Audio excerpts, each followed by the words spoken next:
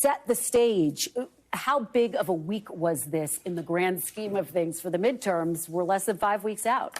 I think you did a great job ticking through some of the main points. The OPEC news was huge. Yeah. And then, of course, Herschel Walker and this Daily Beast story that alleges he paid for a woman's abortion has really just rocked what is a critical battleground state in the upcoming midterm elections. Yeah, if Republicans want to win control of the Senate, they almost certainly have to win Georgia. I want to play the latest campaign ad. Folks, buckle up. This is something. This is from the NRSC. This is defending Herschel Walker, and it deals with his challenger, incumbent Raphael Warnock. Take a look. There's a guy running for Senate who pretends to be a man, but the mother of his own children says he fails to provide for them. This guy has no problem with aborting babies who are inconvenient. And the worst part, this guy claims to be a Christian. His name, Reverend Raphael Warnock. By the way, Sarah, we didn't even play the whole ad. Wow. That's a tough one. What do you make of it? Is it fair game? Is it smart strategy? It's brilliant strategy, and if it's all true, absolutely, it puts them both back on an even playing field, and the people of Georgia will decide. But this is the most hard-hitting ad I've seen in a while. It's very hard-hitting. Cornell, what I've noticed is Raphael Warnock has not hit back very hard when it comes to this scandal with Herschel Walker. Now, that's a strategic move, clearly. I mean, he was asked about it. He said he thought the allegations were disgraceful if they're true. But do you think his strategy is smart, or should he be getting tougher? Should he take the gloves off? Well, look, let me say something about this ad. Okay, sure. We hear all the time how Americans are so turned off and sick of the dirty, ugly politics. And this is an ad. And I understand this ad from a strategic standpoint because you just want to muddy the waters. When you can't win on the issues, when you can't win the debate, the best thing to do is muddy the waters. That's campaign 101. This ad probably goes too far. Raphael Warnock's the reverend at one of the most esteemed churches in our country, not in Georgia, but in our country. He is in the pulpit that Martin Luther King stood in. And the idea that they're going to attack his Christianity? Are you kidding me? There's a reason why Walker is running far behind, quite frankly, the governor in that state. And this ad is not going to help. But although I do understand strategically trying to muddy the waters, this goes too far. Does it go too far, Sarah? I mean, is that If it's true, I don't think it goes too far. Attacking his Christianity? Going after someone's Christianity, that does go too far, right? Again, this man is in the pulpit of Reverend Martin Luther King's church, and you can attack his Christian. He's not a Christian? Come on. You don't know what he did in his past. Come on, I know what he's doing right now. That's true. I will say I've been paying close attention to how Trump and his people are going to be spending in this race in particular. They just had a new ad buy, and I just saw their new ad against Warnock. And it's talking about his record with Biden. It's talking about culture war issues. It is not going as far as this. And I am going to be interested in seeing if that's going to be effective. Well, and I'm glad you bring up Trump, right? Because the game has really changed post-Trump when you're dealing with these types of controversies and scandals, things that we thought would sink then candidate Trump's campaign, Sarah, didn't. He survived. And basically what you're seeing is Herschel Walker take a page out of the Trump playbook. Absolutely. That's exactly what he's doing.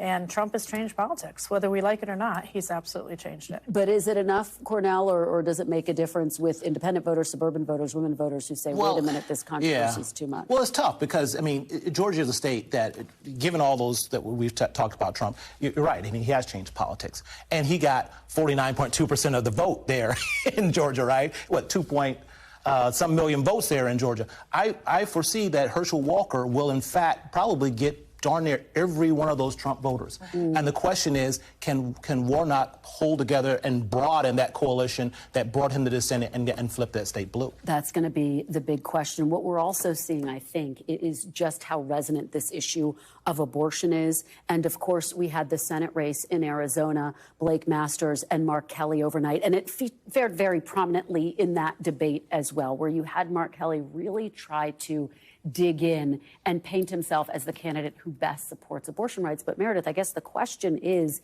this the right calculation? Is this what's going to drive voters to the polls? I know for Republicans, they are really focusing on crime. They're focusing on the border. They're focusing on inflation. And that's what you saw Masters really go hard at last night. And one thing that Kelly was able to sort of, pin Masters on is just how he has tried to pivot away from his position on abortion and how he has, changed his tune when it comes to the election. He said that he believed, Trump won the election, and they were able to pin him on that. But for Republicans, they really think that just focusing on crime, focusing on inflation and the economy, that's top of mind. The economy especially is top of mind for voters, and that's what's going to be what they're thinking about when they're in the polling booth. Sarah. That's true, and we're seeing that in all of our polling, even our women-to-women polling, which is suburban women. The crime is a huge issue. It's the number one issue. Well, and it's clearly the closing argument for so many Republican candidates, but the closing argument for Democrats is about abortion. Cornell, when you see this, do you have concerns that Democrats are over-indexing on this issue and not talking about issues like crime and the economy enough, that they're trying to make this almost, not entirely, but a single issue campaign? Look, I think if you look at, first of all, economy is all, I love the economy's top issue. I've been doing this for 20-some years. And I know you've been doing it for a while, too. I've never not known the economy not to be a top issue. But that said, Republicans do have and they've historically had an advantage on dealing with the economy. Democrats have had an advantage on who's going to look out for you as middle class voter. I think if Democrats pivot to that economic message, yes. But let's be also clear, women are organized and they're mobilized around their health care and their freedoms in a way that we've never seen before. So for Democrats not to lean into that, I think that would be a bigger political mistake. We got another October surprise last night from the Washington Post, who said that investigators believe they have enough evidence to charge Hunter Biden, the president's son, for tax violations. Now, he has not been charged. It's not clear he will be charged. And if he is charged, it's certainly, a lot of people think, will not happen before the midterms. Meridith, how much of an impact do you think that type of October surprise could have on these midterms? I mean, you never know. We are really in a place where it's, I think, a true toss-up when it comes to the midterm elections. And, these October surprises, they're a surprise for a reason. And, we watched how the Walker campaign really struggled to deal with one of their own this week. So it remains to be seen. Sarah, what do you think? I think there's even going to be another October surprise that we're not even talking about. I think you're right about that. Cornell, how big is the Hunter Biden story? I don't think, all these stories we talked about, I don't think any of these stories are a dynamic changing story. Okay. Yeah.